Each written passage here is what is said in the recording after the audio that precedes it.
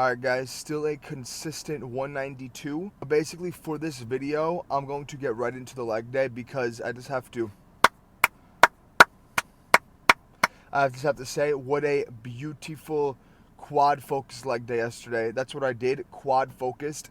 If you guys are true fans, you should be watching basically all my videos, I think, all the tips and advice I'm trying to give. So you would have seen that I said that I believe in taking every muscle to failure. But when it comes to legs is a whole different story. And legs, I basically said legs are a whole nother ball game. So that's what I'm going to get into a little bit right now. Taking a set of bicep curls to failure is, it's still intense and, it still requires a maximum amount of effort. Same thing with shoulder flies. And when you're doing chest press, taking a bench press to failure, you basically just cannot go up anymore. And it's still a little bit of pain here and there. It still requires, like I said, intense amount of effort. But when it comes to legs and you take a set of squats to failure or leg press to failure, it is a completely different feeling. Because when somebody goes down on squats, in their mind, they're like, all right, that's it. I cannot go back up. It's too much pain. But I'm telling you right now, guys, you can always go back up no matter how much you don't think you can. When someone is having an intense quad day, that is a mental fight. Having a brutish leg day is a sense of discipline like you won't even imagine. And when I see people pushing their leg sets to maximum intensity, not even failure, because I cannot even say I take everything to failure. I go about 75-80% to failure most of the time. There are sets that I do take to failure, but I don't go to failure every single time. And if I see somebody squatting, one plate on each side, and it is absolutely maximum intensity where they cannot even go back up, not even bang out a few partials.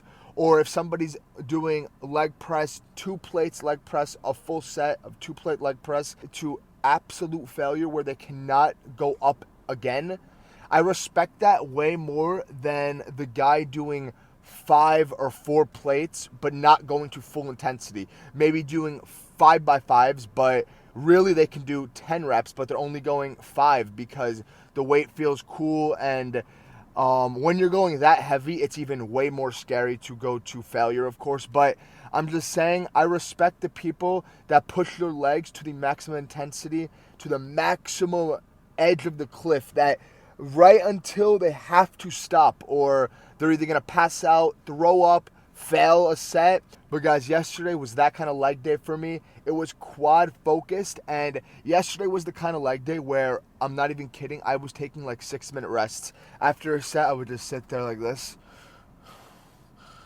Let my video keep playing too, so I have a lot of footage to go through. But yeah, it was one of those days. And what I always start with is hamstrings. Reason being, one, because starting with hamstrings makes your legs warm up for the pressing or the squatting movements. It just helps your legs warm up. And 2, because doing hamstrings after quads is unrealistic, because I'm so dead after quads. I just want to go home and eat and sleep. And that's how every quad day should be for everybody, by the way.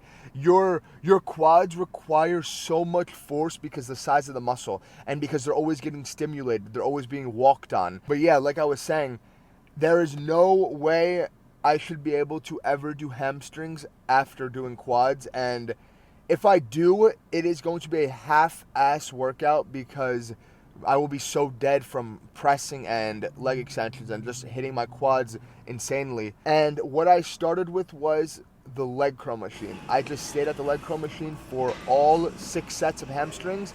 I just sat there the entire time, didn't move for 6 sets, and it took me about 20 minutes. Intense, good sets. This machine can't go that heavy, so I was going nice and slow reps, squeezing at the bottom. For the first set, I got like 35 reps, absolutely insane. But I use that as a warm-up set. That's what I do sometimes too. I will use the first set as a warm-up set when I want to when I'm in a time problem, when I'm running low on time, when I want to be quick in the gym, or when I just want to get into quads, because that's what I wanted to do yesterday. So After getting the 35 rep set, then I started going heavier and heavier. I was still getting above 20 reps, and then I started getting 15 fourth set in. And then I would include a drop set for the last 2. I would try to include all of these clips for me. But guys, at this point, even though it was a quad day, I still had a hamstring pump. I felt it. And the thing is, though, when I have quad days, I feel my quads like crazy the next day, and I don't feel the hamstrings as much. But then when it's vice versa, when I have hamstring days, I feel my hamstrings like crazy, and I don't feel my quads as much. But I still do feel my quads because, like I always say, they're a bigger muscle. But, yeah, so, like, for example, right now my hamstrings are not that sore, but that's okay because that's how I want to split up my leg days. I want to go one day more hamstring focused, one day more quad focused, okay? Once I felt that I was ready to get into quads, I did my first set on leg extension to get warmed up a little bit, warm up my knees. That's how I always start quad day. And I just started with the leg extension lightweight for a warm up, another lightweight, and then I went a little bit heavier.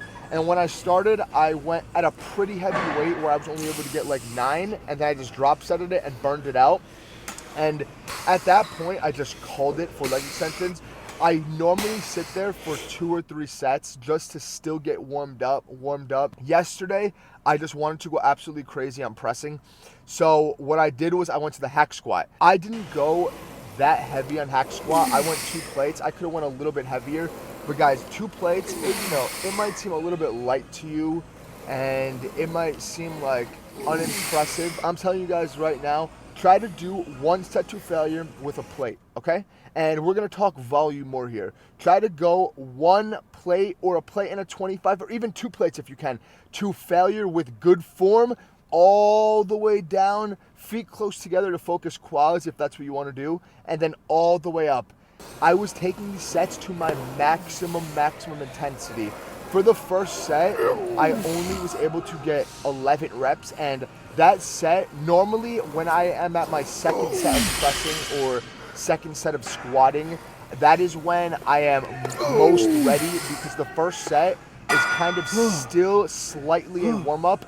But for the second set, I got 15 reps, and guys, same for the third set, but for these, especially last 2 sets, I was taking these to, I can't even explain the pain I was going through, okay? I can't even explain the pain I was going through.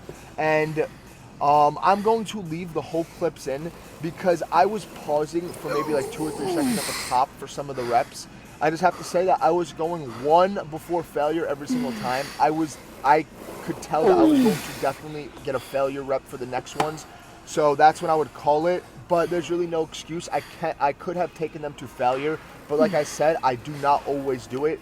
But yeah, guys, I'm going to leave in all the whole clips of me even pausing at the top for a long time so you guys can see the struggle I was going through. All right, so at that point, I did 3 sets of hack squats, okay? Intense hack squats. I was 4 sets of quads deep so far. Then what I did was I started doing this nice superset where I go from leg extensions to leg press, all right? And not too heavy with leg press, but that's what I did. I would go to the leg extension, fail there, absolutely go to failure there, and then I would go right away to the leg press. And for the first set, I did 2 plates, and I brought that one to a very, very high intensity, guys. Then I thought to myself, all right, don't be a little B. You know, I don't curse much, but I was saying to myself in my head, don't be a little B, if you guys know what I mean. And I said, all right, I'm going to go a little bit heavier because I know I can. I got like 15 or 16 reps for that 1 leg press superset. After the first set, I went back to the leg extension and I failed there again. And then that's when I started to go heavier. I went 2 plates and a 25, and I was only able to get 12 the maximum intensity. Then same exact thing for the third set. I think I got 1 less rep on the leg press. But then after the third set, guys, I was so beat up. I sat there for like 5 or 6 minutes definitely. I was telling myself as I was sitting there, okay, no matter how much pain I'm in, I have to do 1 more. I have to do 1 more and bring it to failure. It will be the last one, so let's make this one count. And guys, at that point when your legs are so beat up, or any muscle in your body, let's say, is so beat up and ready to just quit, that is when the magic happens. That is when the growth happens. Those last reps and those last sets. So when you guys come to that point, that's when it's most important to push, because people might think, oh, I did so many sets, I did so many reps, I could take it easy now. No, no, no. That is when it is really time to talk yourself through it and finish it up good. So that is what I did. And for this last set of leg press, I was only able to get 9 reps, guys. I had to take a long pause at the top to get this last one. My legs were absolutely felt fully pumped. I had exactly 350 carbs in me. So good amount of carbs, good food in me. And then I want to show you guys my pump. And my legs, they are definitely growing. I'm starting to definitely see signs of growth happening now for sure. 40 days in, 41 days in this bulk, and it is just a beautiful sign, guys. Like I keep saying, we have a few more months to go for this bulk, but to already start to notice gains and notice muscle growth, because for a while when I was in a cut for like maybe 4 or 5 months, way too long of a cut, but it was for a reason. That's why I did it. And for a while I could not notice any gains. I was going to the gym looking the exact same, and it wasn't really motivating. Like, I still looked good and ripped up and lean. It was not motivating because I did not see any progress. But now that I am, it is beautiful, beautiful to see. And once I was done with my pump, I went on to abs. That is what I always do on my leg days. That's when ab falls. And I set it up like that for a reason, because when I brace in a squat or a press, my abs are getting worked.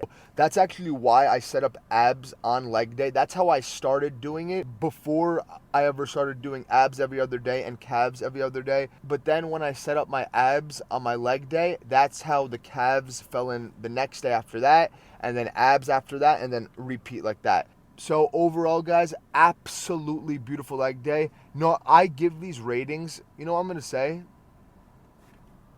I'm going to give this 90. Reason is because I could have pushed myself to do one more hack squat. I was just being a little sissy, but guys, hack squats are absolutely brutal. But next will be full chest day, and I will see you guys in the next one.